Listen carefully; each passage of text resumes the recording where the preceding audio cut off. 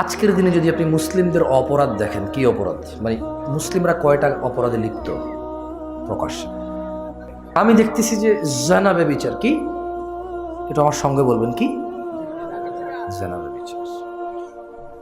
আর হচ্ছে নামাজ ত্যাগ। কি নামাজ ত্যাগ। আর হারাম রুজি রুটি। কি হারাম রুজি রুটি। এই তিনটাতে ইল্লা মাশাআল্লাহ বাংলাদেশের 5% 10% মানুষ এই তিনটা অপরাধ থেকে মুক্ত কিনা আমার জানা নেই। হয় সে জানা করে না কিন্তু বেনামাজি, হতে পারে সে নামাজি কিন্তু জানা করে, হতে পারে সে নামাজ পড়ে জানা করে না কিন্তু তার রোজগার হালাল না। কি হালাল না? রোজগার হালাল না।